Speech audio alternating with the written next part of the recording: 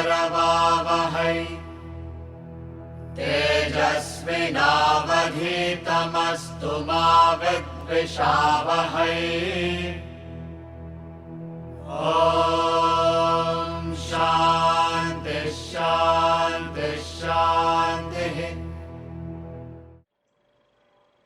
Yeah, we begin with the poem, The Toys. The toys. My little son, who looked from thoughtful eyes and moved and spoke in quite grown-up wise, having my law the 7th time disobeyed, I struck him and dismissed with hard words and unkissed. His mother, who was patient being dead, then fearing lest his grief should hinder sleep, I visited his bed, but found him slumbering deep, with darkened eyelids and their lashes, yet from his late sobbing wet, and I with moan kissing away his tears left others of my own. For on a table drawn beside his head he had put within his reach a box of counters and a red veined stone, a piece of glass abraded by the beach, and 6 or 7 shells, a bottle of bluebells, and 2 French copper coins arranged there with careful art to comfort his sad heart. So when that night I prayed to God, I wept and said, Ah, when at last we lie with tranced breath, not vexing thee in death, and thou rememberest of what toys we made our joys, how weakly understood thy great commanded good, then fatherly, not less than I, whom thou hast moulded from the clay, thou'lt leave thy wrath and say, I will be sorry for their childishness. Coventry Patmore. This poem is a very emotional or a very touching poem.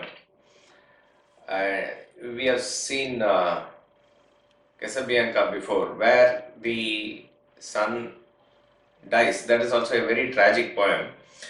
A father also dies and the son was standing there and the son dies. That conveyed a great message of faith. But this is a different poem. See, in terms of, I do not know how to really explain this poem, because in terms of the rhyme and rhythm, probably this does not fit into the poetical rhythms also. So there is an outpouring of expression of a deep emotion by the poet. He is also a great poet, Coventry Patmore, a very highly religious person also. But this poem probably more has to be felt rather than understood at a very highly philosophical level or something, though there is a deep message there. This has to be, once you are able to move with the character of the father in this poem, then you will be able to understand how the mind really matures and understands life is all about. That is what this poem is there. The narrative is again very simple. That here is a young boy who sort of speaks like a grown-up person, and he constantly disobeys his father's instruction or command.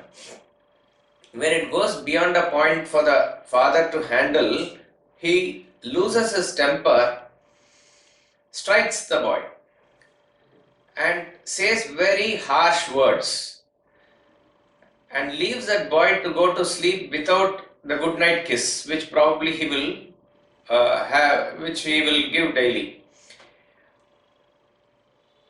And the sad part is that the boy doesn't have a mother.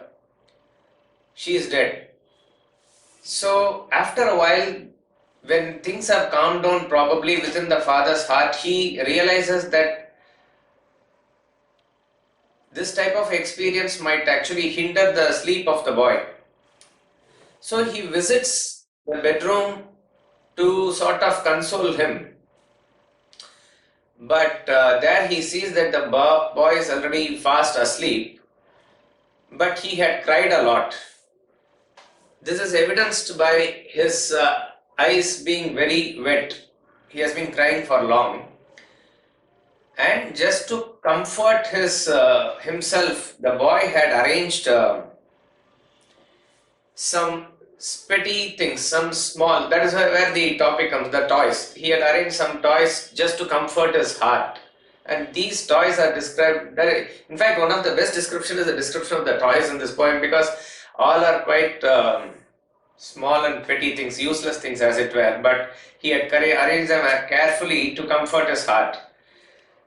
And this scene touches the father. He feels that he feels a sense of regret and remorse, and as he kisses away the tears of his son, he himself cries, and he is sort of having a conversation with God, and he says in his prayer how probably God will look at the whole scenario as the supreme father of all, and the experience of boy is not any different from that of any of us, the adult, except that our toys are something different from the toys of the boys. That's all it is. So it is a very, what to say, deeply philosophical, in the sense that here the father was able to understand, now looking at the scenario, how the boy feels and experiences.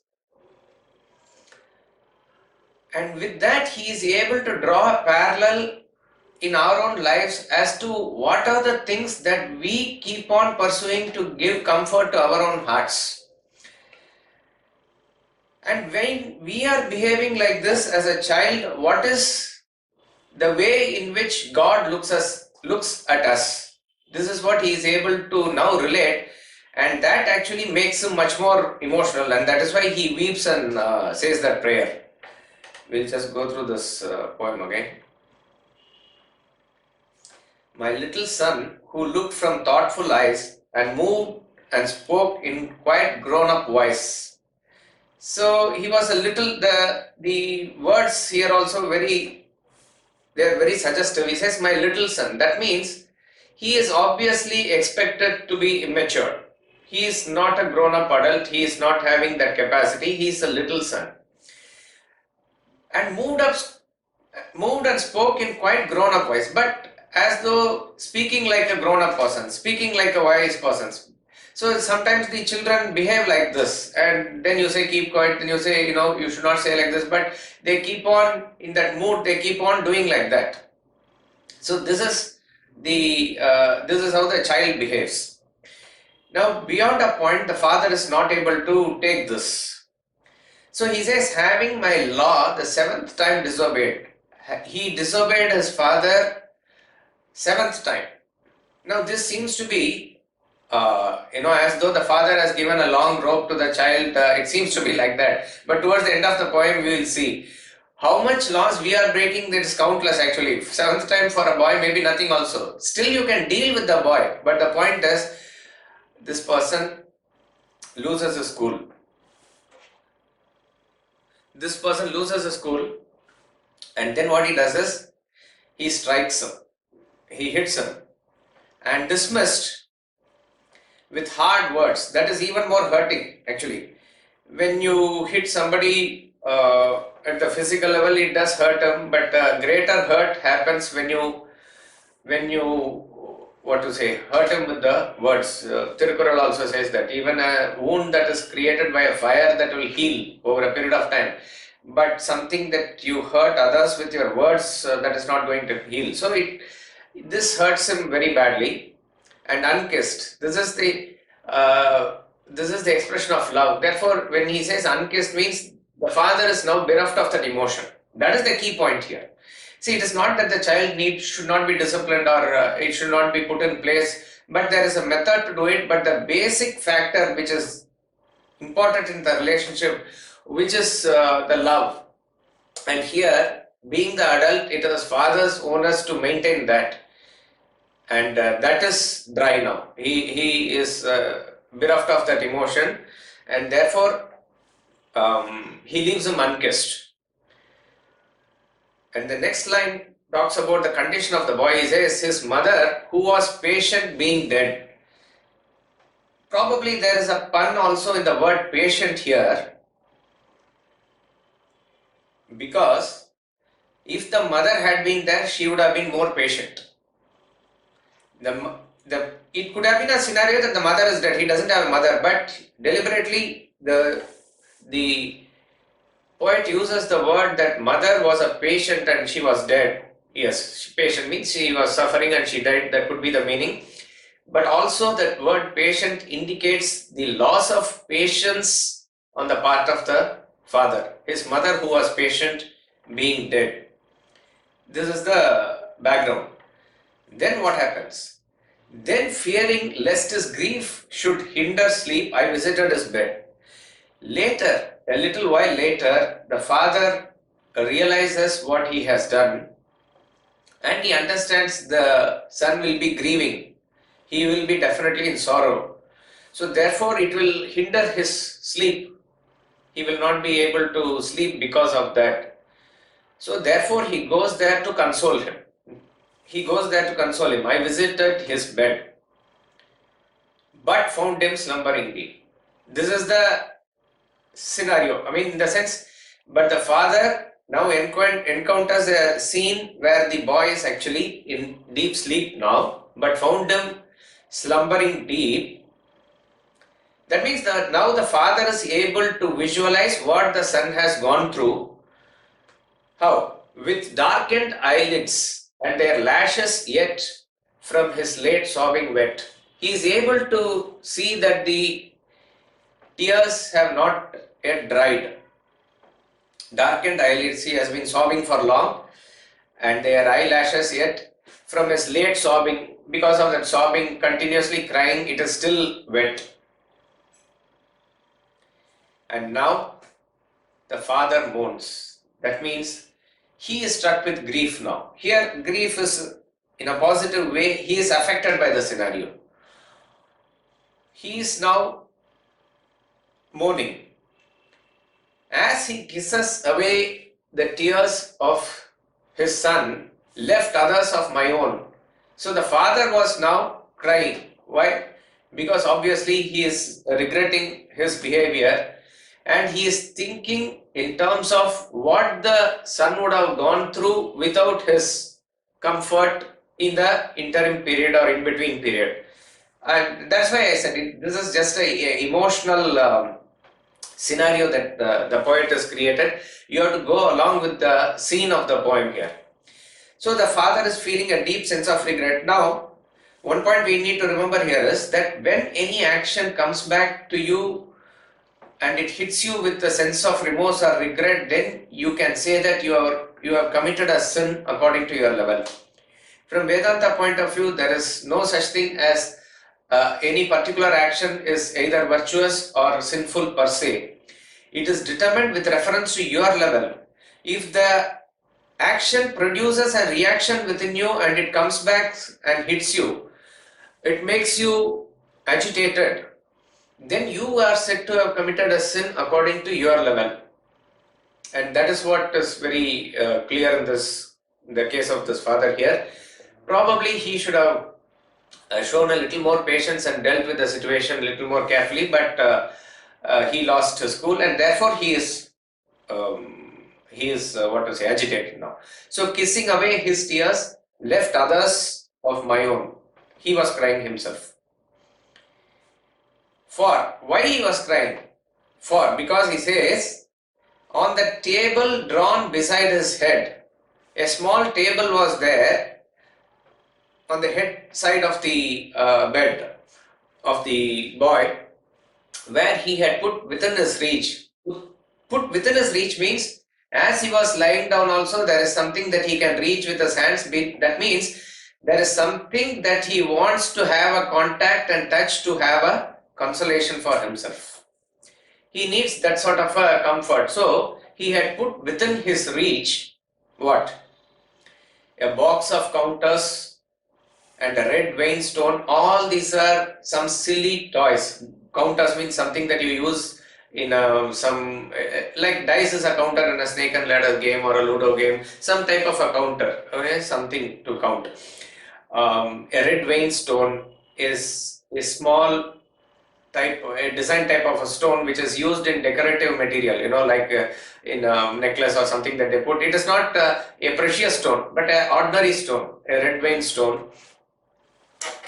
A piece of glass abraded by the beach, a small glass which has been washed ashore in the beach. He had collected it and kept it. A piece of glass abraded by the beach. Absolutely things that have no value at all. That is the point you need to remember in the description of the toys. 6 or 7 shells, something again he has collected in the beach. A bottle with bluebells. Some bottle with bluebells is some small blue type of flower. It looks like bells, so it's bluebells. All these small things he had collected.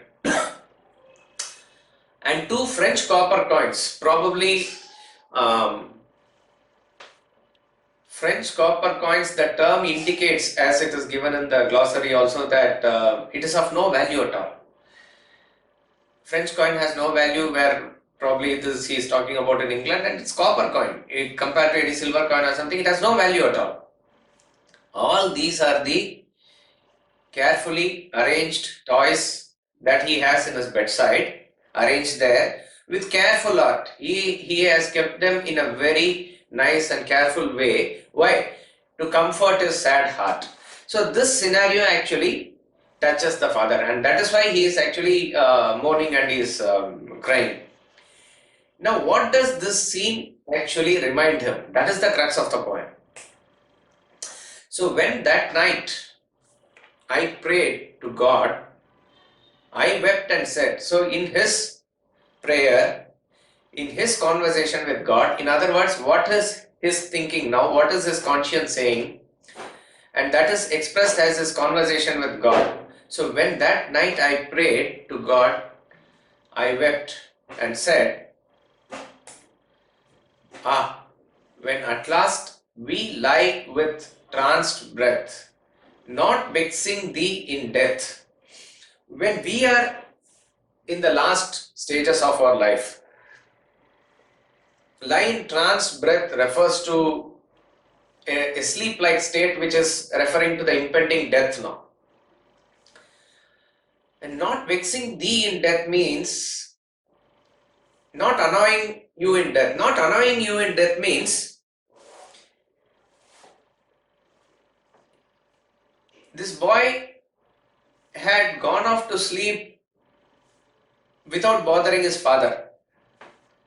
Exactly like that, without any thought of God or reality or something, we just pass off to that state of ultimate sleep, death, not vexing thee in death. When we at last, so imagine that a person is in deathbed and he is slowly going into that, going to that ultimate sleep. Ultimate sleep means ultimate sleep in this lifetime. And what happens is that Supreme Father, who is the Father in heaven, who is the God, he is watching this whole scenario. How does he feel? How does he look at that? And that is the comparison that he is drawing here. When at last we lie with tranced breath, not vexing thee in death. As in every poem, this poem also has these lines given in italics, which are the important lines of the poem, not in the original. These are specially marked by Swamiji to make us understand these are the most important lines in the poem. And thou rememberest of what toys we made our joys, how weakly understood thy great commanded good. Just as this father is seeing the innocent boy trying to get comfort with the carefully arranged toys near his bed, the Supreme Father will remember of what toys we made our joys. So we might not be now playing with the toys of our childhood. We might have grown over them. But what are we caught up in? Bhajagovindam says, Balas tavat krida saktaha, tarunas tavat taruni saktaha. A balas tavat means as long as you are a child, you are caught up in toys and trinkets and playthings. Like even a child of a millionaire is like that. Even though he might have a separate bank account and he has million of rupees, that boy will be only, the child will be playing with some broken things. Even a good toy he might reject in favor of some broken things that he might like.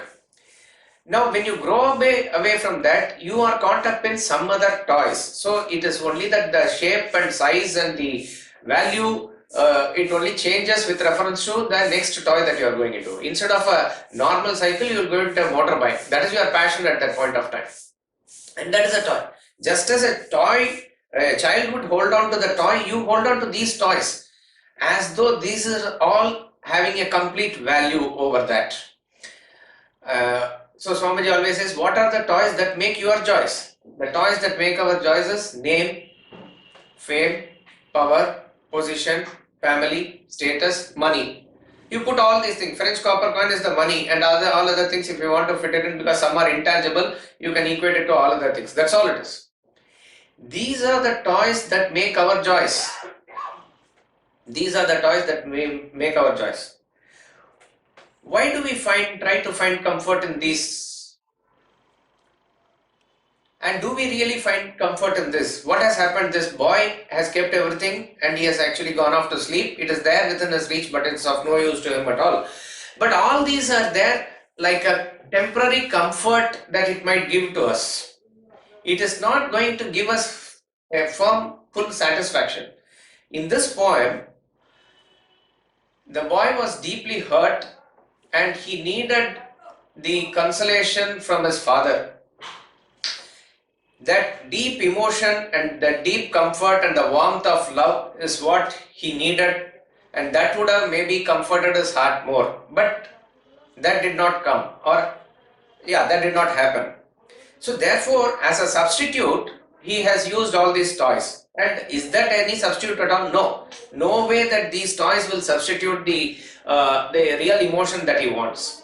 Now, exactly like that, what you are worth of and what is it that the Supreme Self, the Father in heaven, wants to give us or wants you to pursue is the kingdom of heaven which is within you.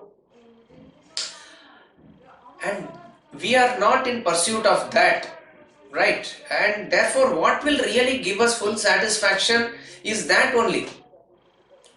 If we get that only, we will get full satisfaction. We might express it, we might not express it, we might know it, we might not know it, but that is what is going to give us full satisfaction.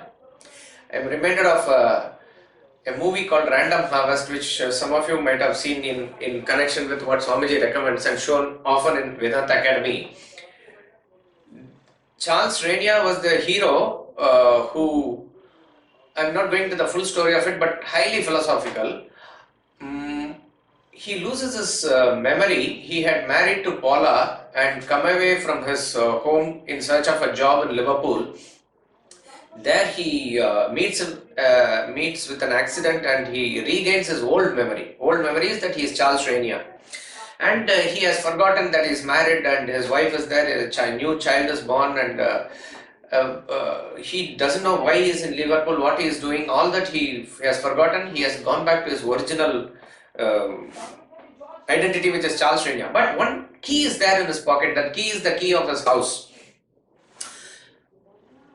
And in the meantime, Paula finds him, but he doesn't recognize her. He ends up marrying her again as his secretary. But he gains various wealth in life, power in life, position in life, but constantly his thought is in, what is this key? What is this key? Where am I belonging to? This is the thought that is going to him. So the point I am trying to convey with this example is, whatever comes in his life doesn't give him full satisfaction because there is a constant pursuit of something else, and that is what is getting reminded by that key in that movie. So if you are able to draw that parallel here, we are supposed to search for that Supreme Self, and that is what our life is meant for. You will get full satisfaction. You will attain only that state of Paripurna only then. but then we have no clue of that, and to cater to our mind's agitation from time to time, to pacify it, you get into various other things that will give you comfort. And what are those things? It is the name, it is the fame, it is your acquisition of power, position, your family, status, money, sometimes this, sometimes that. It goes in a chakkar like this. How weakly understood thy great commanded good. Actually, that even if we are given certain harsh experiences in life, it is meant for our own good. It is not understood. Why is God doing to me like this? This is the first question you'll ask. Or even if it is not why me, you'll ask why now? Why am I getting this now? Maybe everything afterwards settled, you could have given me the disease. So we are not able to reconcile what has been dished out to us. But the fact is that whatever has been given to us or being dished out to us is out of extreme compassion for our own welfare only. We will not be able to understand this. That's why he says, how weakly understood thy great commanded good. A child is adamant and it wants to eat laddu when it is having a stomach ache. The mother actually does not give the laddu, but the child is so adamant and crying and wailing and rolling on the floor. At last, without really wanting to give happily, she gives it, just chalo, take it, like that. And the child doesn't know how to handle it. Maybe eats and the stomach ache is increased now. Again, it doesn't know what to do. The mother only understands, so probably she will give a slap to the child and make the child drink castor oil, which is a very sort of punishing thing. It will not be able to drink, but it has to drink. Now, why is the mother giving that castor oil, which is like a punishment to the child? Because it is out of her compassion. It is that which is required at that point of time. When she gave laddu, maybe she was not that happy, but when she will give castor oil, she will be more happy because that is going to rectify the child. It is exactly like that, but child at that point of time will not understand the great compassion of the mother. It will not be understood. Exactly like that. How weakly understood thy great commanded good. And thou rememberest of what toys we made our joys. How weakly understood thy great commanded good. Then fatherly not less than I whom thou hast moulded from clay, thou leave thy wrath and say, I will be sorry for their childishness. But that supreme father, now let us say he is standing and then you have forgotten everything and you are going into that deep trance with your mind in a way that it is consoled, going into that deep state of death. You are more fatherly than me, right? He is the supreme father who is the father of everybody. He is like a Jagat Pita. Okay, he is like that. He is supreme universal father. You do not have that wrath. You do not have that anger. This is the slight difference between the father's experience and the supreme father here. So he says, why am I not able to have that type of a feeling? When you are going through all these things, you never say that, come on, you went for all that, no, you suffer. This type of anger you don't have. And what is the other attitude that he is able to express? He says, I will be sorry for their childishness. That is how you look at us. In Bhagavad Gita and in Upanishad, a term is often used. It is called Balaha. Balaha means children. How do the wise people look at the so-called immature adults? The so-called adults actually who are immature. Balaha, children. They may be grown up in age physically, but mentally they are still children. Instead of getting caught up in toys, they are getting caught up in some other toys, a higher toy, that's all.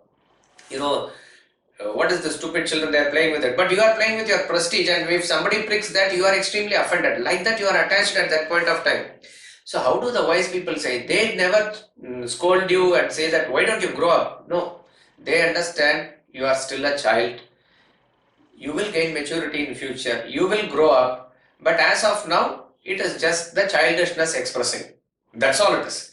So if the father had probably had this attitude and dealt with it, he would not have had that emotionless transaction with his son. And that is what is making him regret. But in that process, he is able to understand with maturity now. If you are able to fit in this, then Swamiji's commentary of understanding the Father here as the preceptor will also fit in. So I am also molded from clay. That means I am made of matter by you. In Christian faith also it is said that man is like an image of God. So you have to exhibit that same divine quality or divine nature in you. But probably this father forgot that and now he has regained that. So how will the wise people react to this scenario is that I will be sorry for their childishness. Yes, it will take time. It is easy to say that is your karma, you will get the karma phala, all that is correct. You will reap what you sow, and God is like a witness watching all these things. But in and through all these things, there is a great compassion. There is a great sense of a higher position from which we are being viewed. Now, why not you deal with others in the world with that same maturity? That is what this poet is trying to say. Coventry Patmore. We will listen to Swamiji's commentary. The boy in the poem spoke wisely but repeatedly disobeyed his father's instructions. The father struck and sent him to bed. Later, he visited the son's room, fearing grief might hinder his sleep. The father found the boy fast asleep. His eyes were still wet from sobbing. And beside his bed he had carefully arranged his simple, trifling playthings. The scene of the child's innocence touched his father's heart. He felt a deep sorrow. The poet compares the boy's childishness to that of adults. Adults too speak words of wisdom, but they are involved in the petty attractions of this world. People are lost in name, fame, power, position, status, money and family. These are the toys that presently make their joys. A preceptor, signified by father, looks sympathetically at their pettiness. Like the father of the boy, the preceptor also feels sorry for the childishness of human beings.